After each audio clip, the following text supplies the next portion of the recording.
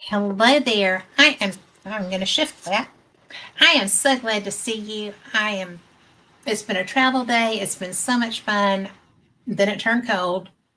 I'm not going to lie. I know we don't have it as bad as my friends up north, but fur.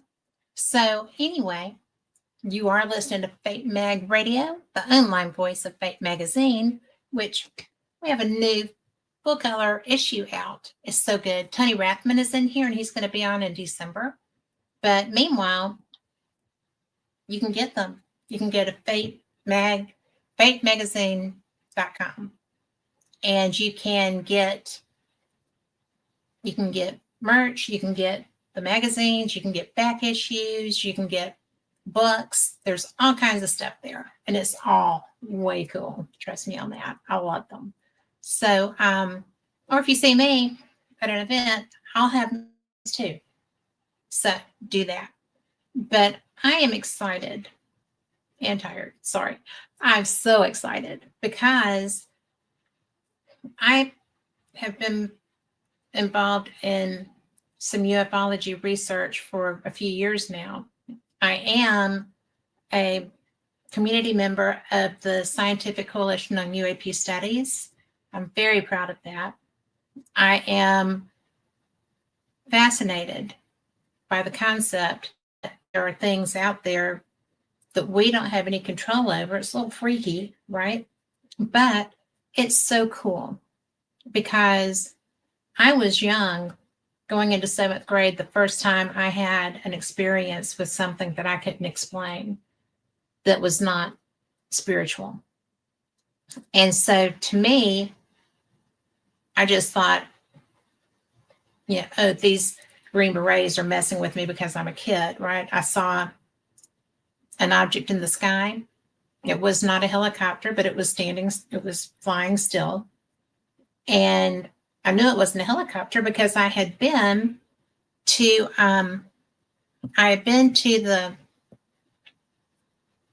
the jump training that they were doing that day. My dad was a Green Beret. I'd watched him go through this. He was National Guard at that point. And I knew what a helicopter looked and sounded like, and there wasn't any noise with this. And it was still being very still. There wasn't any bob and weave. There weren't rotors that you could see or hear spinning. So when I went to bed that night after I told them, and they laughed at me, they all looked at each other and they said, no, that's a helicopter. I was like, no, it's not. When I went to bed that night, there were green and red lights in our room. And my sister didn't wake up and I did. And it tripped me out. Like I said, I was seventh grade. And my age was a year behind what it was supposed to be for that because I started early in a private school so that I would go to school with all of my friends. I could transfer and be at the same school in the same grade. You don't want to hear that. But anyway, so I was younger than most seventh graders. I was tripping out because I knew that I was just like, oh my God. So I did not know what to think of that. It was just really frightening. And that was my first experience with something I couldn't explain that was airborne. So fast forward, I'm a dog walker. I lived out on a farm in Georgia. I played outside with my kids. There was always something in the sky. I did not live that far from Atlanta Hartsfield. I know that. And I know that most of what looked anomalous was not. But there were times that it was. And I really think that if you're an outdoor person, you probably have these experiences. And it's been intimidating for a lot of people to come forward with it, especially abductees, because people think they're crazy unless they have some background with this. And I think that one of the reasons that everybody has been so excited with this to the fore, now we don't call it UFOs because you don't want that negative connotation. It's UAPs. It's a whole different, ball game, because people are not afraid to talk about it. People are talking about it. There are things like the Scientific Coalition on UAP Studies and sister groups. I mean, this is mainstream conversation. And what is coming out now, and I'm going to tell you, I did not realize how long this had been in our skies. And it was just absolutely blowing my mind. But we have now the Three-Eye Atlas. This is the third, only the third, interstellar object that we have been told about. The main line is, this is only the third one ever to come into our part of the world from another galaxy. I mean, it's really kind of interesting. And I want you to know that I see you. And hey, Tom McNicholas, I know you're Burr. I just want to thank everybody who is tuning in from X. I want to thank everybody who is just here for this information.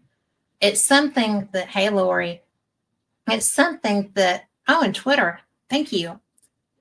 This is something that I think is so fascinating. And if you're new to the subject, that's fine. It's really an interesting thing. This has been in our space for not that long. It is, it was first seen this year. It is something that they can't explain. They know that it's interstellar because they watched it come in. We have telescopes that are in the sky. And guys, this blows my mind. This is so cool. Bear in mind, I am not a rocket scientist. I am a talk show host. And I am trying to get this, going through my notes. But this is much larger than people thought that it was. This is, this is something that has it is not being pushed by its tail. That sounds weird. When it comes in, the water vapors, as it approaches the sun, creates the tail that we see. It is the breakdown as the sun is heating up and drying this out. It creates a discharge of the dust and gas and such, and it will push it. Well, the tail is not there because if it gets pushed away from the sun, it creates a cooling, and it has to have that heat to create the thrust. I'm trying, guys. These are not my normal words, but it's so fascinating to me because it's controlled, but there's not an obvious reason for it to be controlled at this point. And it's, I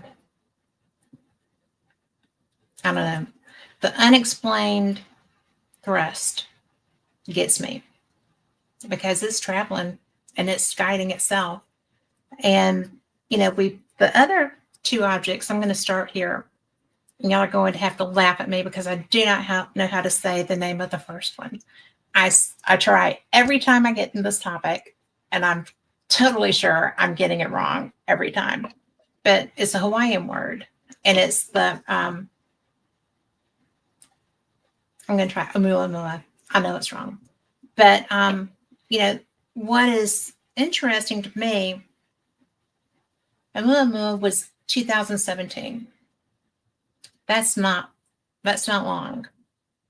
That is, in galactic terms, it's a second. I mean, it's just, that That's when we saw and could identify that it was our first interstellar object, and that we know of, that we have been told about. And do I trust our government on this topic? I do not. Do I trust astronomers who I know personally, who are brilliant and really up to speed on this? Not if they work for the government. Not if this is their bailiwick. And I know I just offended some of my friends, and I love y'all, but I do know what classifications mean and what you can and can't say if you're talking about something that is classified. So I offended someone greatly that I respect a lot, because I said, I had asked a question and he got mad. And so at a later date, we were talking. I was like, it just occurs to me that you never answered me. And he was like, I would violate my oath to my country. I said, I didn't think I was asking you to. So this is something, these topics are something that there's a lot of secrecy around. And I don't know if it's simply because of the propulsion systems, which is possible.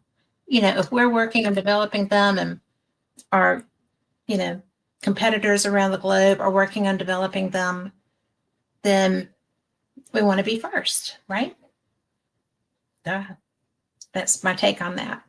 So we had the first one in 2017. And then we had the 2I Borisov. My handwriting is terrible. Borisov. And that one was actually ejecting water vapor throughout. And so that is the propulsion. Okay. So that was 2019. So those two were 2 years apart. Well, here we are in 2025, and we have the third one, and it's massive. It is massive. The way that I'm going to take the way that these are named, the reason that you have Amumu, the first one, they just named it. And in Hawaiian, if I'm not mistaken, it is messenger from afar arrives first. That's what that means. And I didn't know that. I didn't know that was Hawaiian. But anyway, so they named it. That's what they chose to name it. I don't think that was a mistake. Do you? No. I don't think it was by just, let's just pull this out of our hat. But messenger from afar arrives, and it did. So that had an explained acceleration, and that also had no tail, which is created by the water vapors. Then they changed their method of naming with the second one. I guess they knew there was going to be a second one, and it was 2I Borisov, the one in 2019. T for second, I for interstellar. Borisov is the telescope that first spotted it. That's the reason for that. That's how they chose to go with the naming from that point on. So it is saying that it's only the second one. And I didn't hear very much about that one. Did y'all? I mean, you can go into comment, just message me on Facebook if you were familiar with that. I was not. And I love this stuff and I pay attention. And either I just flat out missed it, or it wasn't well publicized. And that one, as I said, that one was ejecting water vapor, which meant that it would have a tail and it would be propelling that way. And this is when the closer they are to the sun, the more they have the evaporation, the more likely they are to have the propulsion. And I'm sure that there are people listening that know a lot more about this than me, and I am not offended by that because I'm here to learn. I am learning as I go. And like I said, I have friends who are rocket scientists and they try to help me. So, but, you know, a lot of these, they call them the galactic plane, right? And the galaxy's mass sits on this. The directions are that are perpendicular to the galactic plane point to the galactic poles. And the terms galactic plane and galactic poles usually are just referring to the plane and poles of the Milky Way, which is the galaxy that we're in. And some galaxies are irregular and they don't have any well-defined disk. So even in a galaxy like ours that we're familiar with, defining it is kind of arbitrary and imprecise. And so there's that. But it's just interesting to me that these systems, these galaxies, appear to have similarities. And I don't know. I'm trying here, guys. But when you start getting to astronomy versus astrology versus, we don't have any idea what all this is. It's cool. People seem to think that there's nothing really to this, that it's just some sort of a passing through thing. And that's okay. If that's what helps, then that's not a bad thing. But it's really a funky thing. This was actually I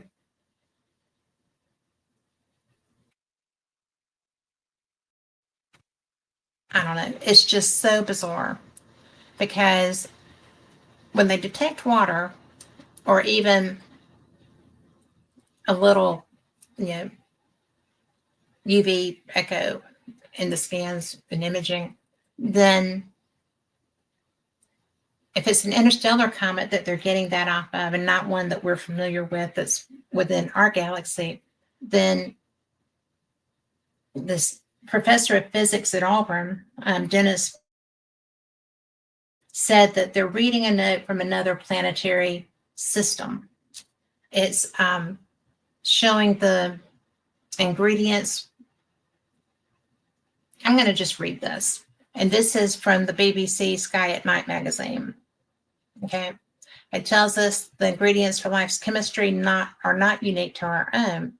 Every interstellar comet so far has been a surprise, said Zexi Zing, postdoctoral researcher and lead author of their study.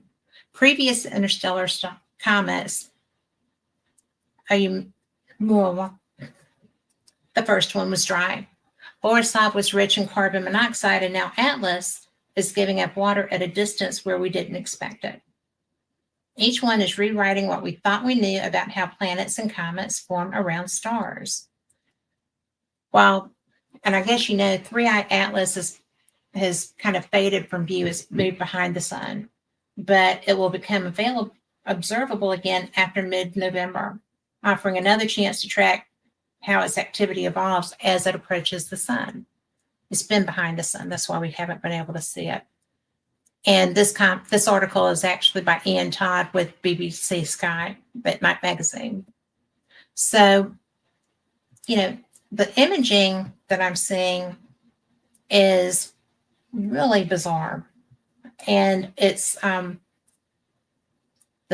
NASA Swift Observatory is equipped with a 30 cm telescope, which most astronomers will tell you isn't that big, and it's not. I have a Dobsonian telescope that I use, and I actually like the sliding scope on it more than I like the big one, but that's okay. I'm still learning how to use it. But it's so fun because With this one, they were able to study it, to observe it with 3-eye atlas within weeks of discovery before it grew too faint or too close to the sun to study, because they watched it come into our solar system. They watched it coming across the other galaxy and then come to us. And I got to tell you, I did not hear about this, and I follow this. I did not hear about this until quite some time. It's just, it was blowing my mind. And I don't know. What do y'all think? I mean, are any of you following this? Is this something that you're familiar with? Is this something that I have friends who are frightened, which I don't think there's a need to be frightened. This is not something that's unnatural. We have these in our own solar system.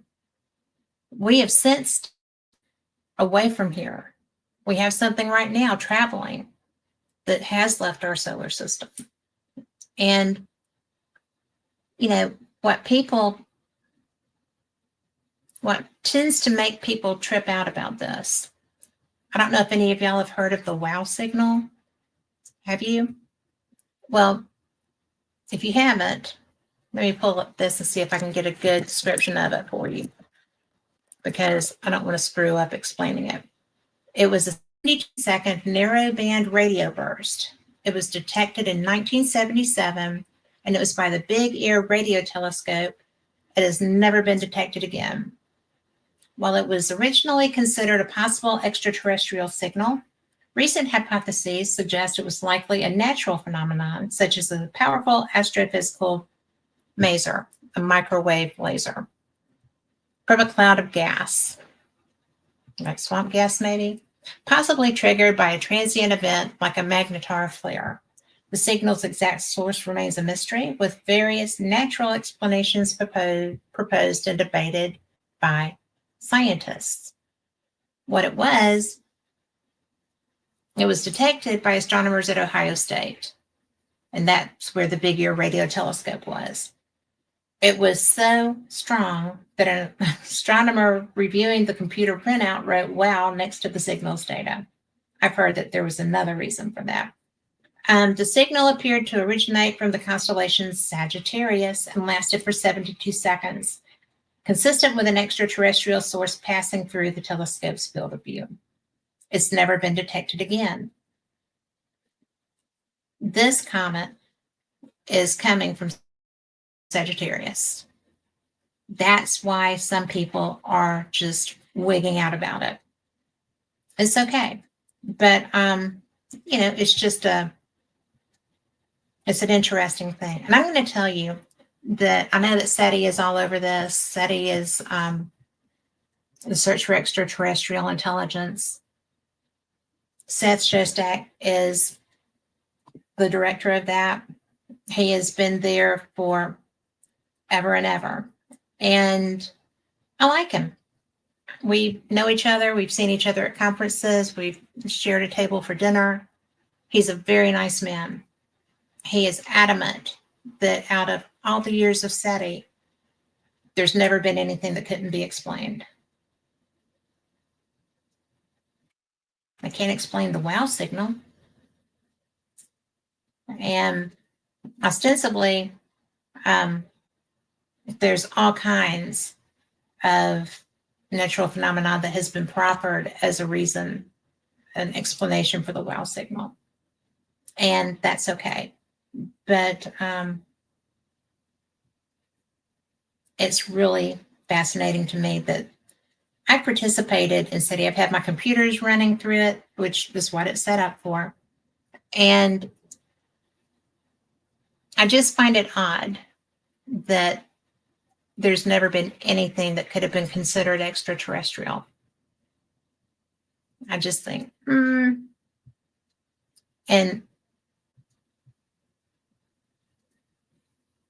it's just interesting. You know, the astrophysical explanation for the wow, you can look that up just like anybody can, but it's just a strong narrowband radio signal detected on August 15th, 1977. And it was used to support the search for extraterrestrial intelligence. It is the reason that we have something up there in the first place, because they felt so strongly that this was a possibility. And when we have things that flow through that appear to be operating intelligently with change of speed, that are not explained by a gravitational movement, which would be the plumes, the propulsion from the burst of steam that's coming out of it when the water is evaporating. If that's not going on and there's still propulsion, I think that's interesting. So that is that's something that gets to me. It's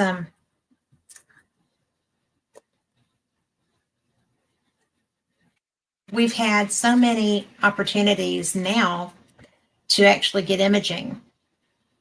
China has released theirs. Japan has released theirs. We have not released our imaging. We have so many cameras in the sky. We have cameras on rovers and such on Mars. Heaven only knows what we have that we don't know about that's up there right now. There's a lot. There's so much junk in our sky. And we aren't releasing ours because of the government shutdown. But we're letting adversarial countries have that information and share it with their population. But we can't do it because we're shut down. I do not quite know what I think of that. And if you have an opinion, I would love to hear it, because I think it's just lousy.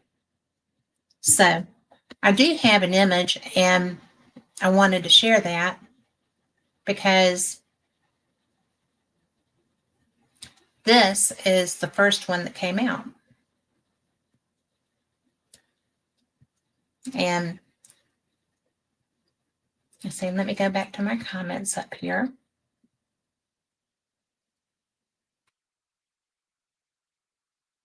Are there any signs of a magnetic field or charged particles around it? And that's from Tom McNicholas. And that's a great question. And everything that I read, there hasn't been anything that I've seen that referenced that. And we will be having a specialist on in December. We're going to get past Thanksgiving and they're going to be back. So I cannot say definitively because I haven't seen all of the research, but in all of the research I have done to date, I have not found anything relevant to a magnetic field. And I don't know that they could tell if there were charged particles, to be honest. It'd be interesting if it was, but I don't think that there's anything that would generate a magnetic field. Ostensibly, these are rocks. I mean, the imaging that was shown of the 3-eye axis, excuse me, the 3-eye axis is that it's just bumpy and a rock. I think that's actually,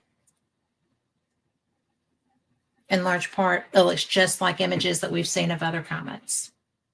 And one that I saw that was being portrayed as this one was not what it looks like in the imaging. So, but this is the original find. The image that's up now is the original find, and that was really a surprise. And I find it interesting. We did not hear about this until it was already in our solar system. So we had something that they knew was coming to us that was going to be crossing out of another galaxy into ours. And They waited till it was here to talk about it publicly. Kind of makes you wonder what else they know is coming sometimes, right? Not that I'm a conspiracy theorist whatsoever, but I am. I think that we don't always get the information that we need. I know it's because I blame it on Orson Welles' wonderful portrayal of alien invasion to our country, to our world, because he did such a good job that was hard. And it was just too much for people. People died as a result of that radio broadcast. And I think that freaked everyone out. And I think we're never going to have them brave enough to put this out to us. And I think that's tragic. They should trust us. But then again, that's probably why we don't trust them. And Tom McNicholas says, how long will it stay bright enough to observe? And as long as its brightness comes from the sun, this is not generating light as far as I know. And if I'm wrong about that, somebody please correct me in chat, because I would appreciate it. But I think we can see it because of reflectivity. It doesn't appear to be anything. The imaging that we're being shown, it looks like a rock, big old rock. This sucker is freaking huge. So it is 5 kilometers, if I'm not mistaken. So no, nothing indicating a magnetic field, nothing that I've read that they would be able to recognize charged particles around it. Time, you've got the best questions on the planet tonight, almost literally. But it's just something that I love these things. I love this. This is why I have a telescope. This is why I love being part of fate. This is why I have friends that are brilliant, so much smarter than me about this, and they've made it their life's work. They absolutely want to get inside the cosmos and understand all of this. And that is one of the coolest things I think that anybody could do. It's just it just is over. It is called an asteroid. It is an asteroid, but it's a comet, because it is creating. It has moisture. It's creating through the sun evaporating. It's creating its own propulsion as the moisture is being pulled out and the dust particles are building up, and then it just and that's how it is being propelled. So right now it's a comet because it's propelling itself somehow. But if it gets Tom McNicholas, I love you.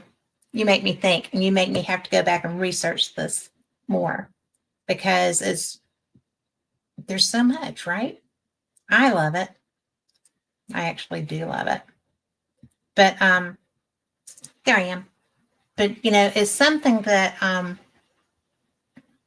don't know if y'all heard Avi Loeb earlier this week, and he was telling. In fact, if you have not been listening to Avi Loeb, and this is something that interests you, go listen to him.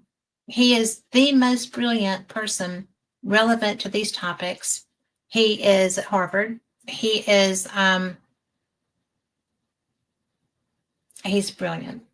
And there's other shows. They're everywhere. But the scientists are trying to get this information out. Also, I think that Abby is probably the most open to possibilities with this. But it's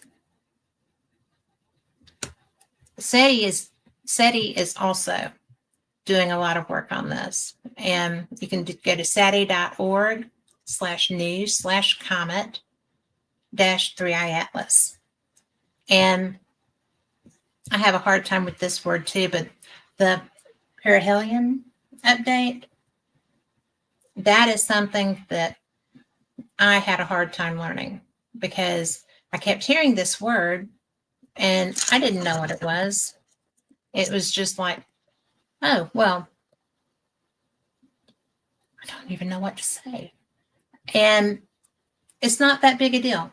It's the point in the orbit of a planet at which it is closest to the sun. The perihelion is where, when it gets close to the sun, that's when it gets all of the heat from the sun, which is drying out the water vapor, which is creating the propulsion. So it's really just the most bizarre thing. And that is for asteroids, comets. You had asked about that. And it's when any astrological body is closest to the sun. Like we will reach our closest point to the sun on January 3rd, 2026 at 12:15 p.m. They had it to the minute. So it's not something that's weird, but the orbits of natural bodies in the universe are usually not perfectly circular. You know, we're on an elliptical. So it's an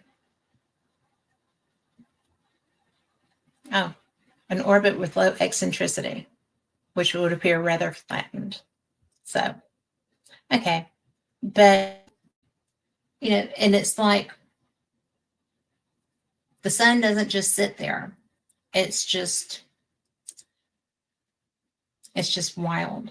And I really would suggest that you go to space.com as well as SETI because there's so much information there and you can read about this. And, you know, there are spacecraft up that are watching this. And to me, that's interesting. And the perihelion took place on October 30th. Then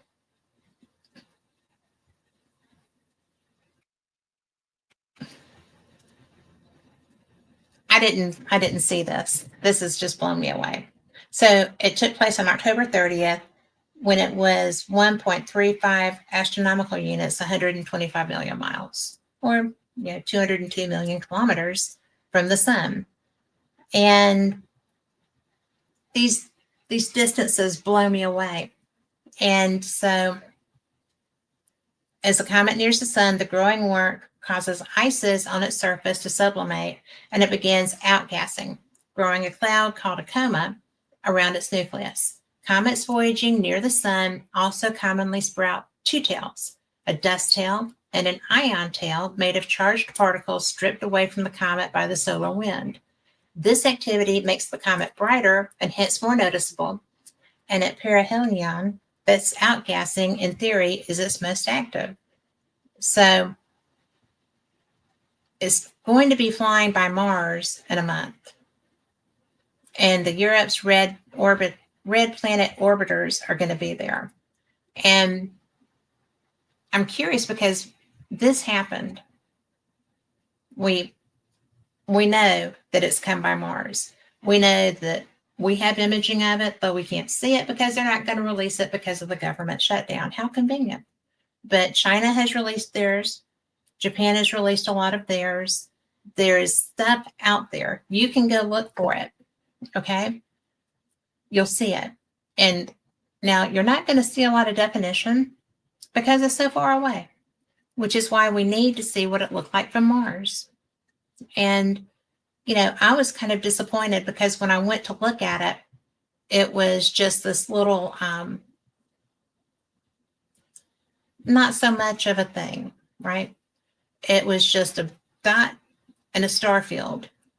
And I just thought, well, I don't know what to think of this. I was expecting bigger imaging, better imaging. And it really is just going through such a large area. And, I'm going to go back to the imaging. Let's see.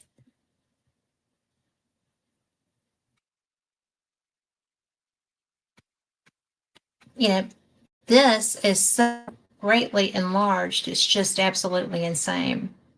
And then this is before it went behind the sun. This was as it was coming in. I had to stop and think for a minute because it's not up there. But, it really is the whole reason that I want to see this. The whole reason that I want people to put this out, because what we have now is so much more defined than this. This is from July. What we have now is so much more defined, and we can't see it because of our government. So people need to get back to work. That's my opinion. Just because I want to see this, right? There's so much more happening as a result of them not doing this. They just need to go back to work to take care of everybody. But you know what? I think I'm mistaken. The one that was July. Go back. Where are you? There we go. Bear with me. This is my first time doing all of this at one time. Okay, this is July 21st. So it was discovered July 1st by the Asteroid Terrestrial Impact Last Alert System, ATLAS, telescope in Chile. And I just can't believe that just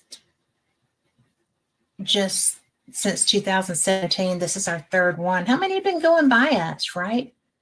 I mean, it was only slightly extended when it was found, and astronomers debated whether its apparent size reflected an active coma, the cloud of gas and dust surrounding the solid nucleus, or a bare nucleus roughly 10 kilometers wide. And within days, follow-up observations confirmed the presence of a coma, indicating active sublimation, the direct transition of solid ice to gas, even at large distances from the sun. The early activity suggested the 3I Atlas contains highly volatile compounds such as carbon dioxide and carbon monoxide, which sublimate at much lower temperatures than water ice. Such volatiles are common in long period comets, but their prominence in an interstellar body helps scientists probe the diversity of cometary chemistry across planetary systems, which apparently is going to be the coolest thing ever. But like I said, at the time of this writing, 3I Atlas was behind the sun as seen from Earth, making it temporarily invisible to ground-based telescopes. That's true, I couldn't find it. Its orbit, a hyperbolic path that ensures it will not return to our solar system, takes it just inside the orbit of Mars. And that's why this is interstellar. Okay? This is because this is not coming back. Once it gets through, it's just going to keep going to infinity and beyond, right? So it's just one of those things that is typical. It's not, it's not bizarre in how it's behaving, except for the self-propulsion kind of things without having the triggers for that. The non-gravitational accelerations arise when jets of gas and dust escaping from the surface act like tiny thrusters, subtly altering the comet's trajectory. And that's why reinforcing the importance of continuous monitoring. So I find that fascinating. There's a unistellar network It's a global community of citizen astronomers coordinated by the SETI Institute. Scientists collect near continuous photometric data, measuring changes in brightness that signal new outbursts or fragmentation events. And I read something yesterday morning, saying that they thought that 3i Atlas had fragmented. And I haven't seen anything else indicating that. So I don't think that was very responsible reporting from whoever that was. But, that's what would create brightness. But just before it became unobservable, before it went behind the sun, data showed an unexpected surge in brightness, right? Acceleration. This brightening exceeded predictions, hinting at either a sudden outburst of gas or an increase in surface activity. And space-based solar observatories later confirmed that the brightening persisted through perihelion, suggesting a significant change in the comet's physical state. And that, I think, is when people were reporting that it had kind of gone to pieces.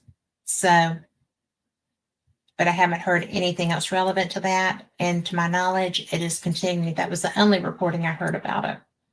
So, working spectra obtained with the European Southern Observatory's Very Large Telescope. I love that name. It's just our Very Large Telescope.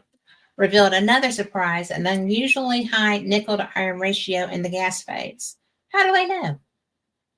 It's so cool. And most comets of the solar system, nickel and iron proportions released from organometallic compounds. My husband's a machinist who loves this stuff. This sublime at low temperatures. Early measurements of 3i Atlas showed strong nickel emission but weak iron, depicting a puzzling imbalance that began to normalize as the comet approached the sun. So the evolving ratio may reflect temperature-dependent release of those metals or difference in chemical pathways that formed their original ices. It provides a rare glimpse. I'm quoting here. Either way, it provides a rare glimpse into the metal content of interstellar matter and serves as a benchmark for future studies of cometary composition beyond our solar system. So, this is so bizarre. To me, it's very bizarre and very cool. I mean, here we are. This is so cool. But I just think that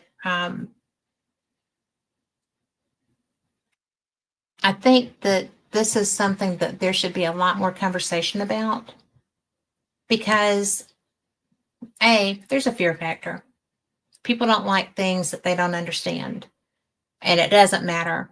I don't like snakes. I can't understand people that do. Right? But I'm not scared of this, because even if it were a craft, we know that the odds are too great that there's going to be other life somewhere in this creation, right? I mean, we have things coming that have metallurgical things that are required.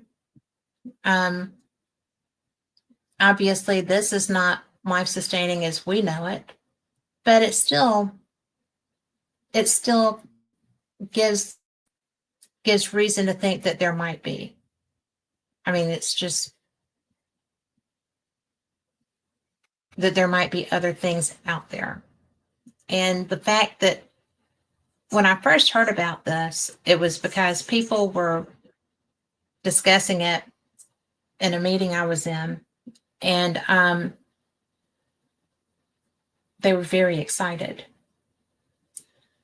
It's way cool to watch scientists get about things. And so it's just really a bizarre concept to me, because I'm still learning this. I am not a rocket scientist, as I said. I read, I share what I read.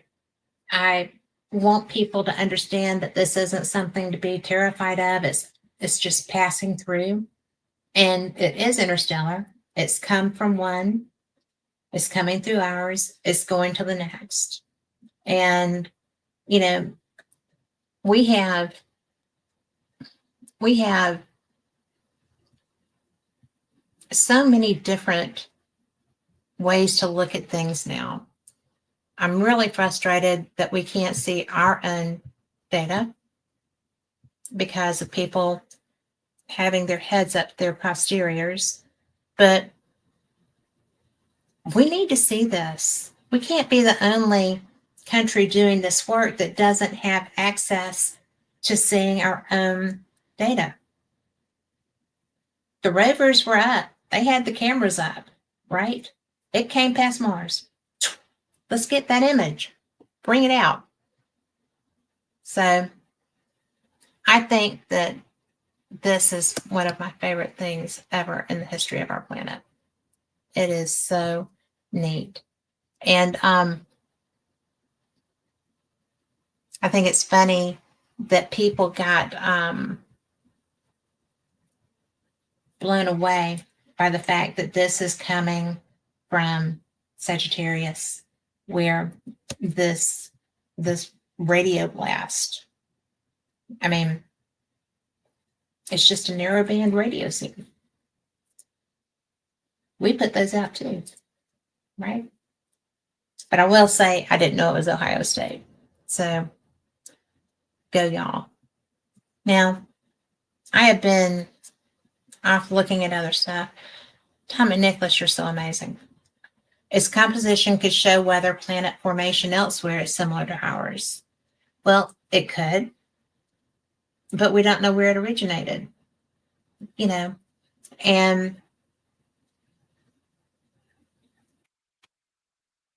if these are the only things that we're going to be told can move interstellarly, then we have questions. I have questions. I'm probably going to get in trouble for my questions. But, you know, when it says its orbit now carrying it back toward interstellar space, it's just going through. That's what I was told. It is not going to be coming back our way. And I think it's very neat. But, you know, I wanted to say a little bit more about how they found this, if that's okay. But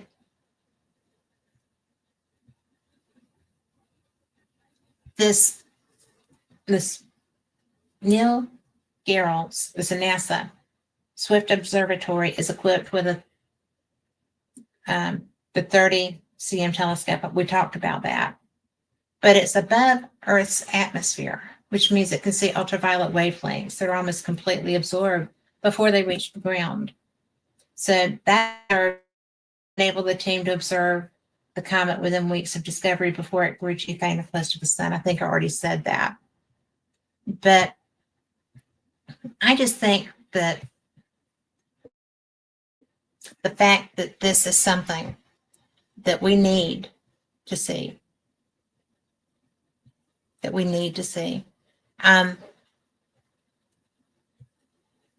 just needs to happen. But when it moved into behind the sun, they called that the solar conjunction. And it became lost in the glare of the sun. And then now that it's reappeared, it is really, you know, the telescopes are up. People are watching. Everybody is on point. We're on this. And there's still not very much being said. So we actually missed out on seeing it at perihelion, right?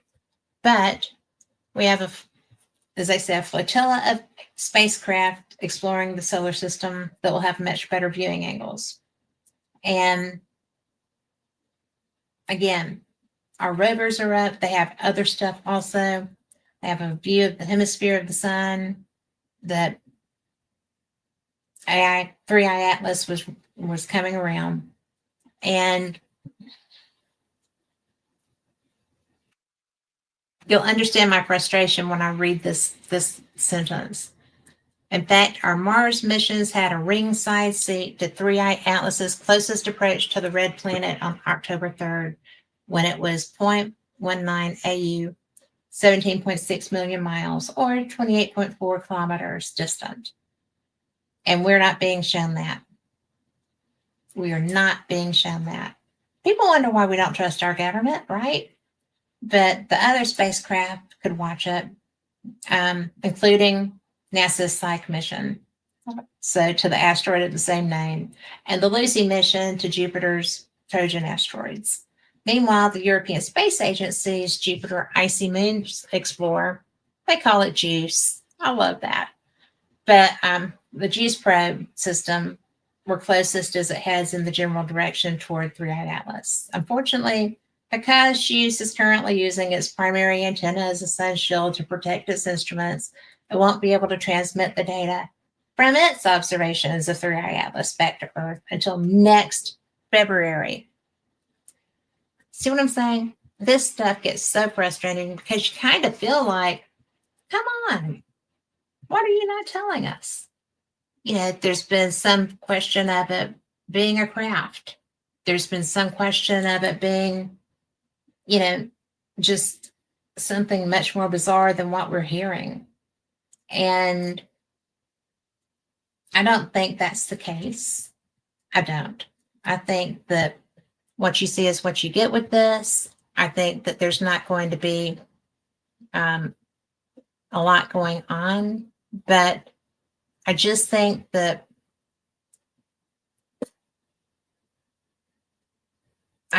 there is just a tragic amount of stuff that's not being shown to us for whatever reason. And I am just about through. Oh, Tom, what is your take? You have been having the most intelligent questions, and I appreciate this. I'm going to ask you. You said its composition could show whether planet formation elsewhere is similar to ours. Do you think that, I mean, because this isn't, do you feel like maybe it would have picked up something in its tail? Something that was on it? Because it doesn't sound like it's very much different from us, really. As I have a pregnant silence here. But I'm just blown away. Tom, I just saw your bird. Good evening. I know you're freezing. So I'm so thankful. I know that this is a shorter show, but it's been a travel day. It's been a big day. I have been working on trying to get this information gathered because there are a lot of people that know a lot more about this than I do. I don't think there are a lot of people that are more passionate about wanting to know more about this than I am. I think that this is something that we all need to understand as much as we can. I think that I will say that the Scientific Coalition on UAP Studies, you can find them online. And there's also a Facebook page, and it's scu.org, I think, is the web page. Let me verify that because I don't want to give you something wrong.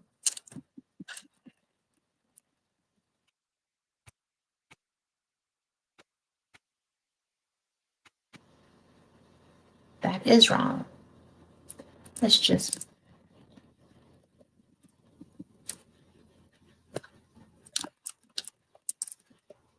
And it's scientific for, not Scientific Coalition for UAP Studies. And that is explorescu.org. And you'll find the homepage, you'll find about publications, volunteer, which is called conferences, which next year's conference, next year's conference is going to be in Toronto, which I'm very excited about. It's been years since I've been to Toronto, but you can go there. You can visit the YouTube channel to watch presentations from the different conferences. And I'm here to tell you, the presenters are amazing. There are so many people that are members of this group that blow me away. I can't believe they let me play. Okay. I'm so fortunate. I love it. And I learned so much. It matters to me so much that these are the people that are going to be bringing information. This is not a woo group. Okay. If that's your color Kool-Aid, you're going to be disappointed. But the Scientific Coalition for UAP Studies is science-based. These are, some DOD, some other military people who have opinions and research and fascination, and they want to get to the bottom of understanding this. We've got propulsion systems that we need to learn about. We've got obvious interactions, in my opinion. My opinion is probably not held by the majority of members of that group. But I do know that I've seen things that I can't explain. These guys could probably explain them to me. I ask all the time, and they're so patient. But you don't have to be a rocket scientist to want to get involved in learning about this stuff. And the fact that they share with me and let me come and, come on my shows, and they want to get information out there because it matters. It's really a brilliant opportunity to go and, go to the explorescu.org and just look at the information where you can go and listen to what the people have to say. They've got publications that you can look at. You can volunteer with them. They have a podcast, the Anomalous Review, which is the SCU podcast. And it's the description is dive deep into the world of unidentified aerospace phenomenon with the Anomalous Review, the official podcast from the Scientific Coalition for UAP Studies. Hosted by Dr. Michael Glosson, a philosopher of science and technology, the podcast brings together top scientists, former intelligence and defense personnel, and other experts to explore UAP from a rigorous intellectual perspective. Each episode features in-depth interviews that make complex topics accessible, big deal, providing listeners with a more comprehensive understanding of current UAP research and the debates shaping the field.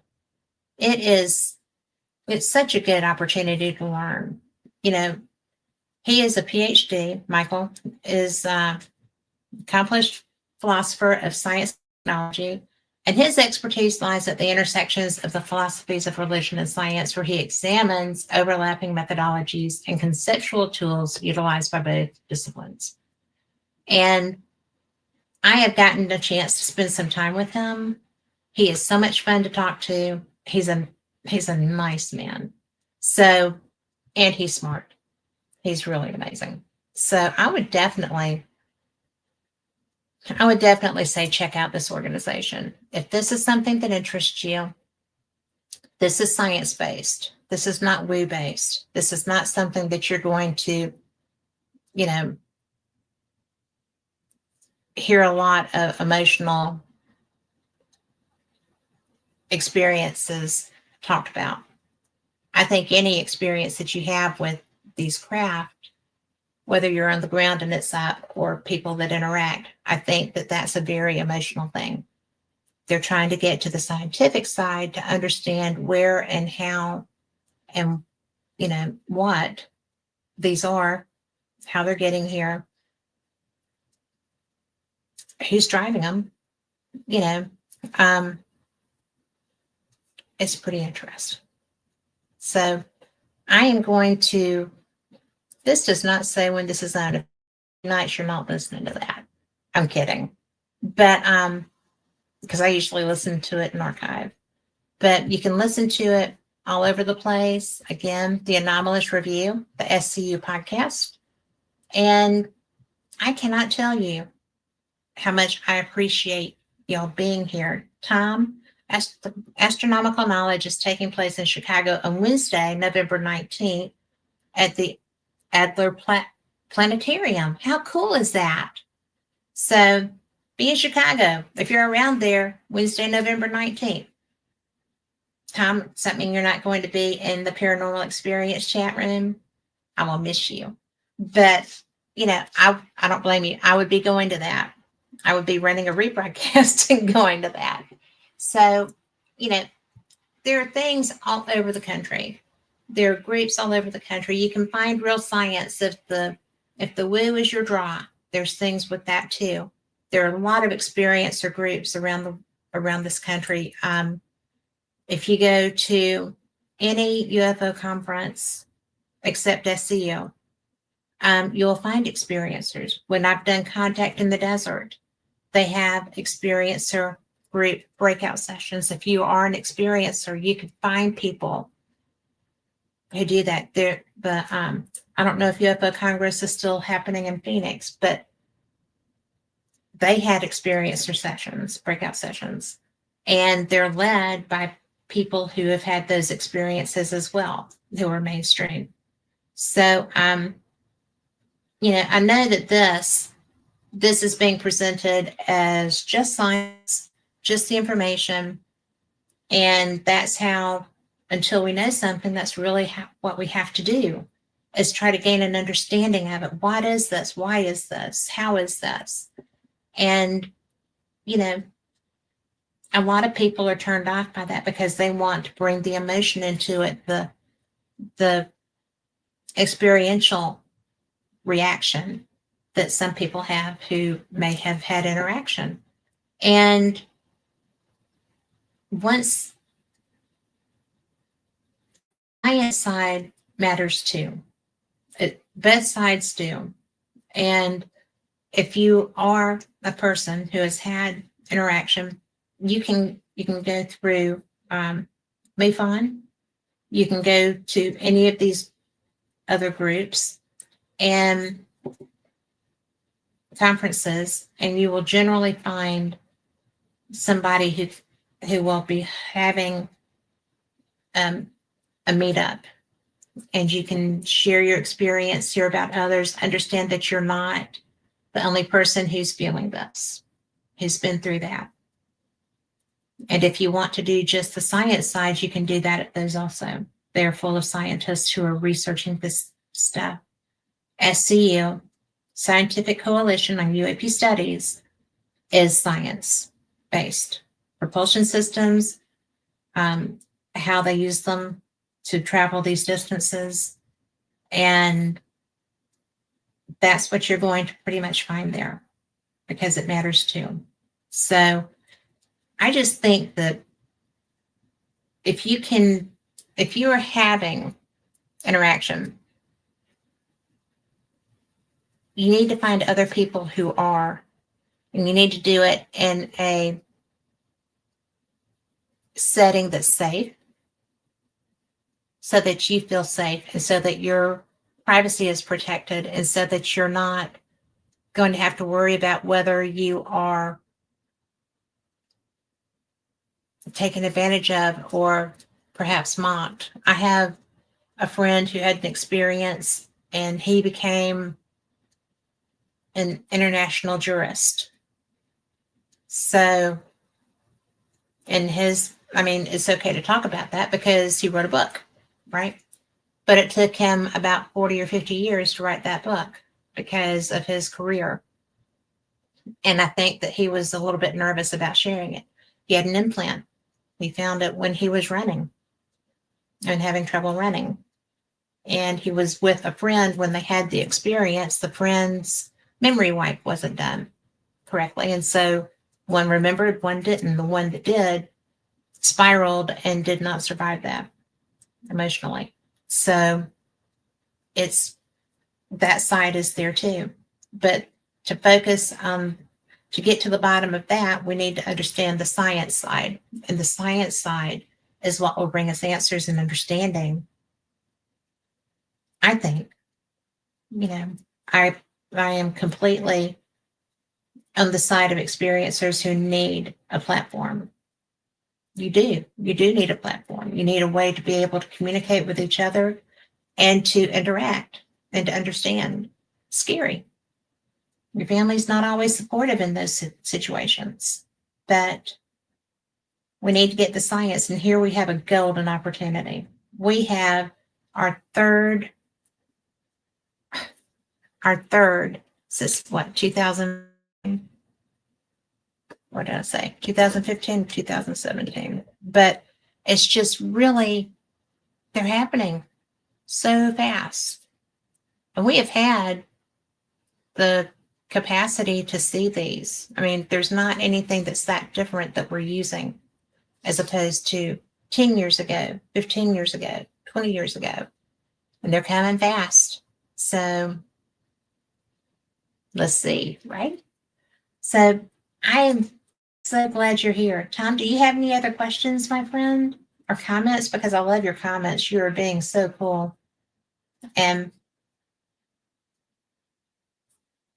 anybody else? I mean, I'll see them. If you put them in your, wherever you're listening from, if you'll put them in there, I will answer them to the best of my ability. I'm just glad y'all are here, and I'm glad you're interested, because this is such a big deal. It's a big deal for our civilization. I think I get excited about this stuff. It is so astounding. And my producer, who is the most mellow man on the planet, is probably going to laugh at me when we get off the air, because this is something, when I saw this, I was like, we have got to get this topic on the air. And it was short notice. My go-to guy does his own show. My SCU guys are, not available on this short of notice because it was short notice. I've been on vacation, and I'm sitting there looking at this going, I've got to do this show. I've got to get this information out and hear other people's opinions. So, it's just kind of like, okay, we'll do this. And I'm kind of winging and praying it because I was writing so I could research, but we were driving all day. So there's that. But I do want, before I go, while I have you here, I wanted to tell you about this. This is the magazine for which I represent with this show. And it's Fate Magazine. It's been in publication since 1947. And I mean, it's just unbelievable.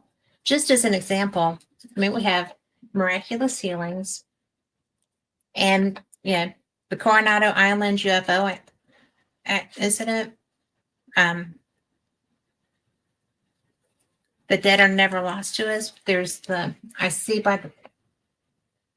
the papers, which is a current events kind of thing. Really? I have lost my glasses. We'll have to wing this. But I wanted to share because there's a gentleman, his name is Tony Rathman, and he works with other people's, not just him, but he is the face of it because he is the guy. But his name is, as I said, is Tony Rathman. His equipment is called, well, it's not equipment, it's a program called Staticom. And if you haven't heard about that yet, you will. And you could, because his article, The Staticom Project, is in this edition of Fate. And there's so much that happens here. We've got, Ghost Boy at the Confederate, which is written by Richard Sennett, who is actually a brilliant human being. And we've got Chestnut Ridge. I see by the papers, which is current events, which are kind of interesting. I'm pretty sure there's going to be something about this coming up in one. Remembering John Mack, which was written by, I cannot read that without my glass, Keith Keith Thompson. That's interesting because my guest earlier was Brent, and he did a lot of work with John Mack. So it's just all over the place. So I can't read this to you. The Power in Your Hands, which I think is interesting, by Richard Blankenship, which I'm pretty sure is going to be healing. And then UFOs, A Realistic Assessment by Rick Botello. So, Fate's initial cover was Kenneth Arnold and his experience, the first UFO incident that was recorded, and it was a gentleman who was a pilot who saw 7 discs, as he called them, fly by him, blew him away. So Fate's been following this type of topic that long. Other anomalous topics as well, but it's starting to look like UAP isn't so anomalous after all. So we'll see what comes of this. It's Tom's been following 3i Atlas for a while now. He had his questions prepared in case of discussions. So, and that's the kind of listener I have hanging out in my chat room. Thank you, Tom. So, Tom, you knew I had to do this. You knew I had to do this. This matters so much. It matters to us as a society. It matters to us as a civilization, I think. It matters to us as far as if there were a global threat, would we unite to go and protect each other? Or would we just go back into our isolationism and let the chips fall where they may as each society individually goes down? There's so many different ways that things of that nature can happen. I think the scenarios are vast, and we don't seem to be very capable of just being supportive of our planet globally. We isolationists. And maybe if we start seeing stuff like this, we'll realize how special what we have is, and we'll be able to take better care of it. It's take care of the planet time, maybe. But I hope so. I think it matters. And I hope that everyone who's listening has enjoyed this. I hope that you come back, because I have some great guests coming up. And I just want to be able to share them with you. I cover every topic, and nothing's taboo. We'll talk about ghosts. We'll talk about locations. I've spent the last 3 years, a couple of weeks each time, investigating Scotland with some really great paranormal investigators. I have diverse interests, and I know everybody else does too. So if you're interested in those things, this is a good place to be. And there will be a lot more information on this as it comes out, because I am fascinated by it. So we will see you again. Same cat time, same cat channel. I appreciate you being here. Be blessed. Be kind. Namaste. Good night.